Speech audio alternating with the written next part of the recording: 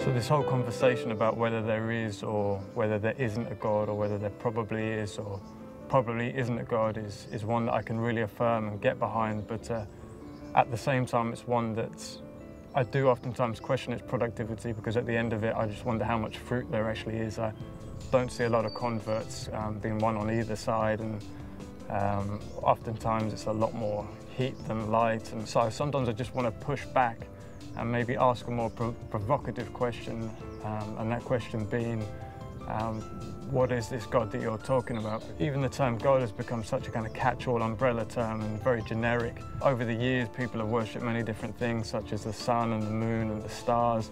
People worship things like money and sex and power. Some people have one God, some people worship two gods, others have thousands of gods. So what I really want to know is, who is this God that you're talking about, and what are they like? A.W. Tozer, a preacher from America in I think the 1950s and 60s, said the single most important thing about us is what comes to mind when we think about God. And as a Christian, I want to affirm and say that I believe in the God who is ultimately and supremely revealed in the person of Jesus Christ. In the book of Colossians it says that he is the image of the invisible God. He is the one that makes the invisible visible, and the one who makes the intangible tangible and the unknowable knowable.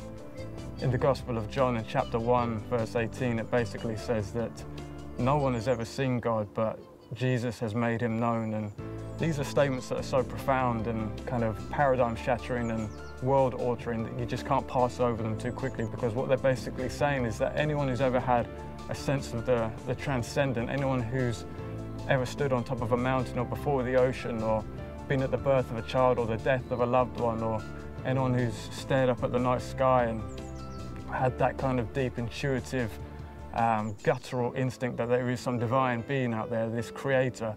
What the Bible is saying is that that being has made himself known in Jesus Christ. And so if that's true, then what does that reveal about who God is? Who is this God that Jesus reveals? And when we look at Jesus, what do we see him doing that reveals the nature of God? And when we do that, we see Jesus doing things like healing the sick and raising the dead. We see him inviting the outcast and the marginalized back into community. We see him challenging injustice and speaking truth, warning about the consequences of sins, and ultimately revealing a God of love. And so what I would want to say is that if you want to know what God is really like, take a good, hard, long look at the person of Jesus Christ.